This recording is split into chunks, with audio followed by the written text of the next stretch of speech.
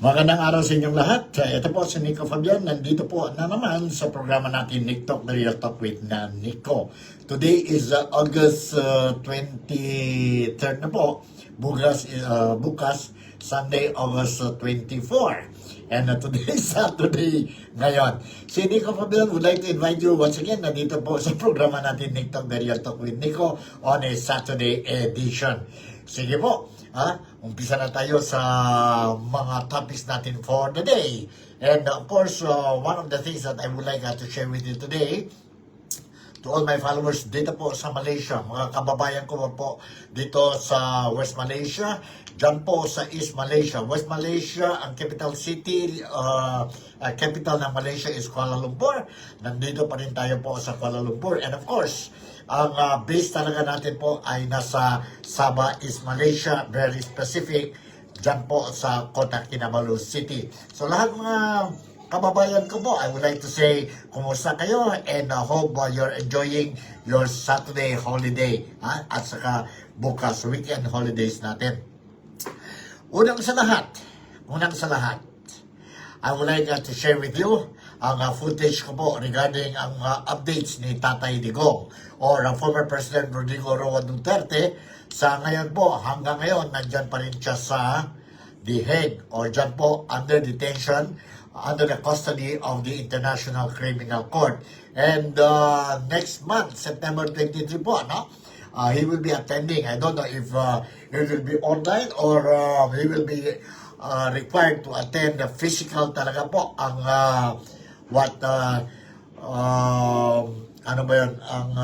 reading of charges against him, yung charges on crime against humanity po, against humanity. Meron tayong mga updates dyan tungkol sa case ni Tatay Digong and everybody is waiting for this September 23rd schedule po, ang hearing ni Tatay Digong. But anyway, ngayon po, I managed to get or recorded a video clip from mga siblings ni Tatay Digong po who visited him dyan po sa detention center ng ICC just recently. And nandito po ang footage po, interviewed no less than the former secretary dyan po sa administrasyon ni Digong or Rodrigo Roa Duterte, si Attorney Harry Roque. Harry Roque. Let's watch and listen to this footage po para you will know kung ano talaga ang mga latest developments tungkol sa buhay ni Tatay Digong. Kumusta na po ang salud, ang health ni Tatay Digong, and is he doing fine or what? Nandito po si Attorney Harry Roque interviewing ang youngest daughter of Tatay Digong, si Veronica, or very known to many Filipinos as Kitty. Let's listen to this.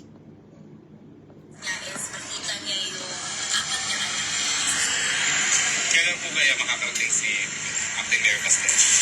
Pero text namin maya, tanungin namin. Pero I know malapit na yun kasi nag-open na rin siya ng Kadayawan doon and pinano na niya yung biyahe niya papunta dito. Ano naman pong napag-usapan ninyo ngayon? Actually, no, I was the latest to arrive today. Pagdating ko, as I entered the room, si Manong Pulong nandun nakaupo sa sahig, nagmamasahe na ng paa. As usual. Kasi nag-crash course talaga siya ng masahe, di ba? So, sabi niya, oh, he's so tiny, pero he has a big heart for his family. So, ayun, pagpasok ko, nagmamasahe sa papa namin si Manong Pulong, and then si VP naman, she was briefing him sa mga updates, sa mga kailangan niyang malaman. So, we talked a bit about politics kasi, syempre, that's his interest. Sinabi ni VP about yung mga ghost projects, flood control Anong sabi po ni project. Tatay Digong? Ayun, madami siyang tanong about it, but of course, may limits din sa pwede namin pag-usapan dun sa loob. And then, we shifted to family matters. Mga piling niya sa amin magkakapatid. Of course, may instructions instruction siya sa bawat isa, especially kay Manong as the eldest son. Pero sabi naman namin na, di bale, hintayin mo na lang si PM Sebastian kasi papunta na rin siya. And so, you can instruct us na sa mga bilin mo sa amin. Can you share anything kung ano yung mga bilin? Mga hindi naman too personal. Ano naman, yun pa rin, the first thing talaga, no, is to take care of each other. He emphasized the value of family and how important, the family bond is. Kasi ang hirap kung kalaban mo na lahat, kalaban mo pa yung pamilya mo. So, he always reminds us to take care of each other as siblings and to look out for each other,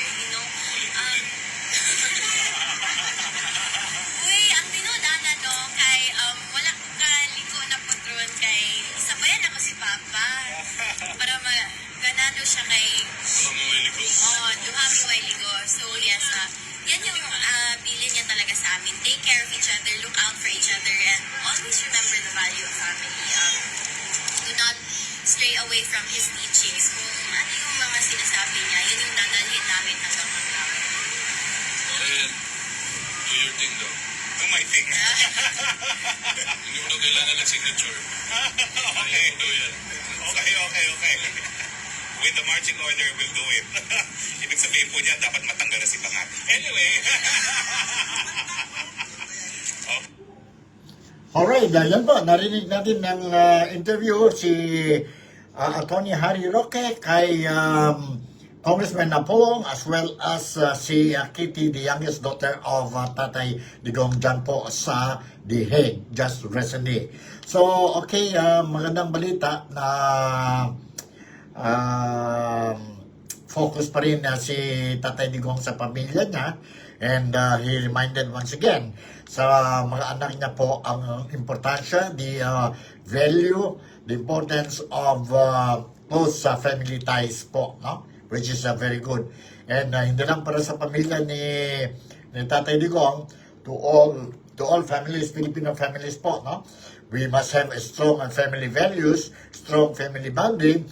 The family that eats together stays together. The family that prays together, eat together, stays together. Ganon yun po, no? Ganon yun po. Anyway, let's all hope hanggang ngayon na not only ang mga Filipinos dito sa Malaysia, dyan po sa Sabah is Malaysia, ang mga Filipinos dyan po sa bayan natin, ang Philippines, Filipinos who are now in the Philippines, as well as other Filipinos who migrated in other countries, overseas Filipino workers working, temporarily working and residing in other parts of the world. Dahil po, there is a need for them to do that. No? Still, we are all in one voice calling for the return of Tatay Digong sa Pilipinas. Diba? Yun po ang sigaw natin. And it will continue. Nobody is getting tired of shouting, reminding every day to the authorities concerned to send back Tatay Digong in the Philippines. Send him back home. And of course, we also heard that tuloy pa rin even the interim release of Tatay Digong, the lead counsel of Tatay Digong po, no? Once again, proposed for or appeal for the interim release of Tatay Digong po habang naghintay siya ang hearing sa September 21st. Sana lang po he will be granted this temporary freedom, temporary freedom, maskin basta outside from the detention center, because it is totally different if you are isolated in one room, one room lang po sa detention center, and knowing and aware of his age, aware of his age, is already 80, and far away from his family, of which is not used to it, no? So, maganda sana po if the International Criminal Court will grant his interim release or temporary release po, no? On or before ang hearing sa September 23. September 23. Alright, now let's go to another topic. Another topic na naman tayo po. And this time around, we will be talking about saan tayo? About ang problema natin dyan po sa Pilipinas. Balik tayo sa problema sa Pilipinas. Ito bang flood control programs or projects natin po. This has been a very hot issue po and lumalabas na po. Some of the truth. And more truth will be coming out as the day goes by. Truth, when we talk about the truth whether totoo ba yun na may henki-penki, may corruption ang awarding of flood control projects dyan po sa Pilipinas. And totoo ba po, may kalukuhan, kalukuhan ang mga lawmakers natin, mga politicians natin, mga government officials natin po when it comes to development projects. Not only, we're not only talking about the flood control programs or projects implemented since 2022 hanggang 2023, 24, and 25, but unfortunately, lumalabas na po na may katotohanan ang sabihin natin ang mga balita na ang daming kalukuhan yung awarding of flood control projects dyan po sa Pilipinas. While some people were saying, or even our senators were saying, si Senator Ping Lacson, bakit daw, areas that is not facing acute flood problems, or hindi flood-prone areas, baksak ang mga flood control projects dyan po. While ang mga areas na kailangan ng flood control programs, kulang. Kagaya sa Metro Manila, ito ang problema sa Metro Manila. But if you compare to other regions, mas malaki ang budget they gave or allocated budget to other regions po which are not flood-prone regions. Why? Is it because they have a good connections? Diyan po sa House of Representatives, sa upper chamber, ang House of Philippine Senate, or malakas sila sa Department of Public Works and Highway, or what? Yun po ang mga haka-haka, and it's not, now we say it's haka-haka, but slowly the truth are coming out.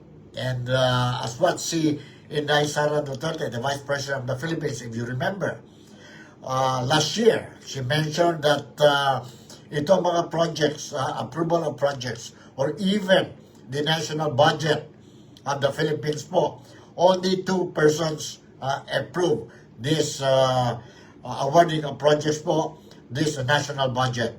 And sino yun po? Sabi ni Inday Sara Duterte, or ang Vice President natin, I think last year or 2 years ago, only 2 people.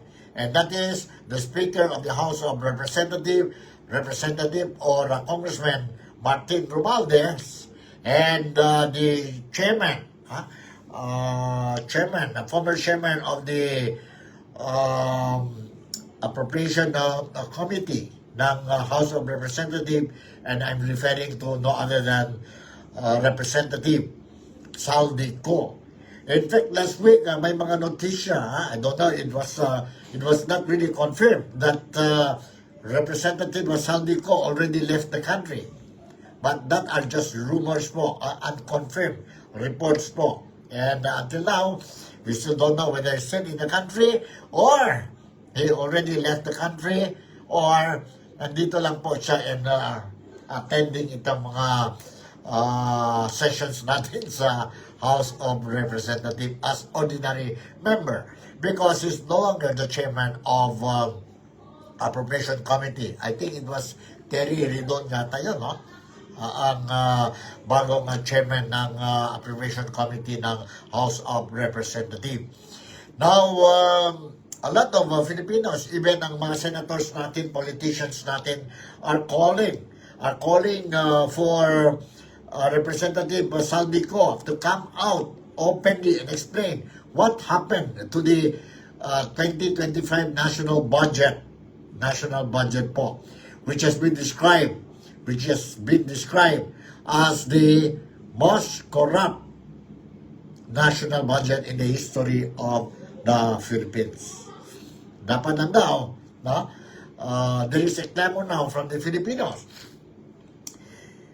Speaker Martin Romualdez, who happens to be the first cousin of President Ferdinand Bongbong Marcos, should come out openly, explain to the public what happened sa 2025 national budget. That we cannot just forget what happened in the national budget of 2025, according to another congressman who's now an independent congressman, and I'm referring to also a relative of Speaker Martin Romualdez, and I'm referring to Congressman Toby Tiangco. Yun po. There's one congressman po from the very beginning, since the start of the 20th Senate, no? 20th Congress po, no? Very vocal talaga siya po when it comes to the national budget and the anomalous awarding of billions or millions or billions of taxpayers' money sa mga kontraktor ng flood control programs dyan po sa Pilipinas. Dyan po sa Pilipinas. Okay, let me share you a footage of sino ito? Congressman Toby Tiangco po, when he was interviewed. Interviewed dito po. This is an interview, no? When he was interviewed by a very known personality, media personality po, having a public service program dyan po sa Pilipinas, and I'm referring to the who became a candidate for senator, si Bitag or Ben Tulfo. Nandito po ang interview ni Ben Tulfo kay Congressman Toby Tiangco. Let's listen to this. Ako kami, nasa likod yung taong bayan, nasa likod lahat interesado. Bibigyan kita ng few minutes or whatever it is that you want to open up. What is it that you want? Sino si Toby Tiangco? Ano ang gusto mong mangyari? Anong inaasahan mong mangyari? Give us a piece of your mind sa issue ito. Medyo dito tayo, more solution. What are we looking at? Hindi, yun na nga. Kaya nga ako'y tumutulong na yung mga pangyayari noong 2025 ay hindi na mangyari. Okay. Yan ang pinakamagandang maitutulong ko sa ating administrasyon para masigurado na yung mga serbisyong kailangan ng tao ay matanggap talaga nila. Yun naman ang mahalaga eh. At syempre, kasama nun is yung mga nagwalang hiya doon sa pera ng taong bayan. Hindi naman pa pwedeng sabihin kalimutan na lang. Okay. Di ba pera ng taong bayan yun eh. So, kailangan mapanagot din sila. So, again, we'll go back. Dapat maimbitahan si Congressman Saldico at sabihin niya, ano ba talaga yung nangyari doon sa small committee? Paano ba nakapalit-palit yung mga items doon? At sino ang proponent ng mga proposal? Sa ginagawa mo, Kong Toby, are you comfortable? Do you live comfortably in a very uncomfortable and painful situation sa nangyayari na maraming pagkaharap ka, okay sila. Pero pag nakatalikod ka, pinapalahura ka, they're trying to spit you back. Sanay na tayo dyan. Actually, I'm comfortable kasi puro totoo lang naman sasabihin ko eh. Sa totoo lang, no offense meant. Ang mahirap lang dito sa ginagawa ko, eh siyempre, pag may na-interview ka ng isa, kailangan mo pagbigyan yung iba, di ba? Hindi mo pwede sabihin, medyo nakakapagod lang yung dami ng interview. Huwag ka mapapagod, nasa likod mo kami.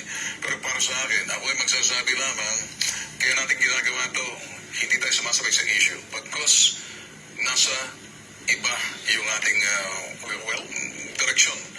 Dahilan ng problema, lahat ng yan, ang hinahanap ni Congressman Toby, ay yung bagay na hindi niya nakuha kasi proponents may dapat managot at at yung taong na may pananagutan. Kung ikay nasa public office, you call public servant, you're using public funds, you therefore, you must act accordingly, public trust. Without that, I think we need... Tsaka, Ben, if I can just add, no? Kasi, if I can just add, doon sa parehong pinakita ni Mayor Magalong, tsaka pinakita ni Senator Ping, siya yung pinakamalaki ang kinita doon sa anumalyang yan. Ako. Di ba, sinabi ni Senator Ping 20%, sabi ni Mayor Magalong 20% rin yata, no? Kasi pag ganun yung figure, doon sa Committee on Appropriations, tsaka doon sa proponent. Okay. Di ba yung iba, 7 to 8 yata, 7 to 10 sa contractor, tapos yung district engineer, ganyan-ganyan, di ba? Mas maliliit, yung pinarkingan, 5%, ito, may 20% agad siya nung... Meron kaming ratio niyan. Ito ang hindi guni-guni. Yes. Di ba yung sinasabi nila, hindi guni-guni. Kasi sabi mo nga, panood nga kita. Sabi mo nga, may nag-approach sa'yo. Sabi, wala kang gagawin. But, Congressman Toby, ako'y nagpapasalamat. Binuksan mo ang pintuan. Pero hindi lang yan. Nilinaw mo sa isipan ng taong bayan sa maging mapagmatsyag. Laging magbantay. Dahil ang totoong mga boss ay yung tao. Thank you so much. Alright, yun po, narinig natin po ang interview ni Ben Tulfo, Ben Tulfo kay Representative Toby Tiangco. I totally agree po. Kailangan ito si Representative, colleague niya po dun sa House of Representatives, si Saldi Ko, to come out and explain to the Filipinos ano nangyari po, paano ito? And you are also involved, allegedly involved in other, sabihin natin na transactions dyan po sa flood control projects po. Are you involved, really involved, directly or indirectly? You have to clear your name. Clear your name po. And as what si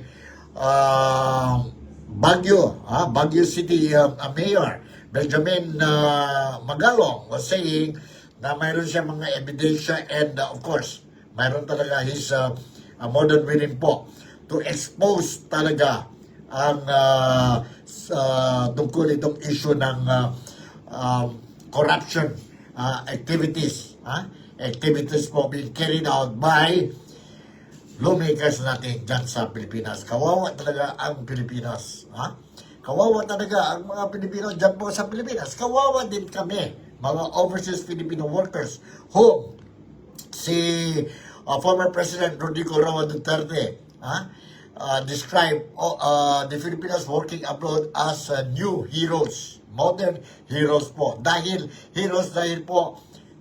sa remittances ng mga overseas Filipino workers po, we managed to help the economy of the country. And yun pala, what is happening po. Lahat ang mga sakripisyo namin nasa labas. Ang mga lawmakers natin, hindi naman lahat.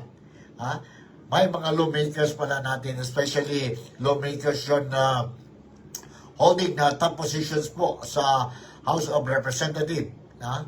May kalukuhan. They're getting rich every day at the expense of our money po. Hard-earned money ng mga overseas Filipino workers po. Mahiya naman siguro kayo po, no? Sabi ni President Bongbong Marcos. I just hope po, kami dito sa Sabah, dito sa Malaysia, we also hope that whatever pledges are made by President Bongbong Marcos during his State of the Nation address last month po, sana po it will turn into action. Words turn into actions po. We are very tired of listening empty promises po. And what we want now is action na po.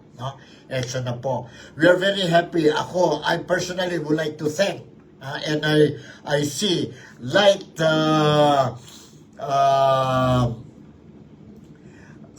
may light na tayo po dyan sa dulo ng tunnel po, no? At the end of the tunnel, I can see light already po. Dahil mayroon tayo mga newly elected lawmakers, senators, like Senator Ping Lacson, Like Senator Tito Soto, Tito Sen, si Tito Sen. Like Senator Rodante Marcoleta. Mayroon tayong mga senator like Alan Peter Cayetano. May senator tayo kagaya ni Mix Subiri who was saying, name those people, politicians, lawmakers involved in this anomalies. Kailangan, we have to go down to the grassroots, to the root of the problem, if we really want to solve the problem. Mr. President, please listen to the former Senate President, Mig Subiri. Please listen to the cries of our newly elected senators po and those who are still holding that position. And for those senators, congressmen, who did nothing for the past 6 years or past 3 years, dyan po sa Senado or dyan po sa Kongreso po, wake up now, wake up and do something. And do something po. Protect the Filipino community. Protect ang bayan natin po. During the campaign period, kayo mismo, you are shouting left and right, front and at the back. Now you love the country. Vote for you because you will protect us. Once you will represent us in the Congress ka o doon po sa Senado. But what happened? It only takes less than 3 months for Ping Lacson to do this investigation and expose itong what is happening dyan po sa Pilipinas. Ang flood control projects po. How about those congressmen? How about those senators who's been sitting down there for 3 years na po, kasi 6 terms. Mayroon pa yun na 2 terms na sila sa Senado. Mayroon din yun 9 terms na, last term na sa Kongreso. But they did nothing when it comes to this flood control projects po. Flood control projects po. I'm sure they're aware of this thing. They know that this is happening. But why they kept their mouth shut? Bakit po? Are they involved or what? Kawawa ang Pilipino po, no? I hope our elected officials, politicians po will wake up. And government officials involved in this anomalous activities and corruption po, mag-konsensya naman kayo. Konsensya naman kayo po. Why don't you resign? Don't wait until sabihin natin, result ng investigation. Now, we see the House of Representatives conducting their own investigation on this issue, flood control projects. We have ang Blue Ribbon Committee ng Senado who is also doing the investigation. They already started. Mayroon tayong COA investigation. Mayroon tayo ang investigation na galing po sa Presidente, ang opisina ng Presidente. But what many people wants to know or wants to see po, an independent body doing this investigation po para walang bias po. Kongreso, ang Senado, they're investigating it in aid of legislation. They have the power to put these culprits behind bars. They can only recommend. Pwede lang sila po mag-recommend sa Sandigang Bayan, sa Ombudsman po. They can recommend, submit their investigation result to them po para it will use as evidence po, no? Or supporting documents or evidence sa kaso filed against these people. Against these people po. So, tama na siguro. Tama na. It's about time. Kawawa naman ang Pilipino po. Mga Pilipino, kawawa talaga tayo. So it's about time that we have to do something. We have to do something. Ang problema lang po, the moment, we notice po, Ang problema lang dyan sa Pilipinas, and I hope it will not happen again. Ang mga whistleblower, at the end of the day, sila pa nag-jail, they were put to jail, mga whistleblowers po. Instead, ang mga guilty parties put to jail. Ang problema po, based on our, what happened previously po, whistleblower pa po, nagiging biktima po, or put behind bars. Sana lang po, wag na yan. It will not happen again po. Yet the President Bongbong Marcos, shouting and telling us, wala na ba investigative journalist tayo sa Pilipinas? Come on na, Mr. President, I'm sorry. Whistleblower nga po. Kung kami pa po magawa yun na investigative reporting po, nakita na natin po, no, paano ang TRICOM and Quadcom ng Congress po, ang mga social media, bloggers, if you're not identifying mga mainstream media, if you're not supporting the government po, then mahirapan tayo po. Mahirapan tayo. Mr. President, naman po, pakiayos naman po, para ang trust sa'yo, sa Presidente po, ang mga Filipinos po, ma-level up na po. Because whether like it or not, if we were to compare, I hate to compare, but lumalabas na ito po sa mga trust surveys, performance rating ng mga officials natin, ang rating ng Presidente at saka ang rating ng Vice President po, malaki ang diferensya. So, yun po. Alright, ano pa meron tayo dito? Flood. We've been talking about flood po.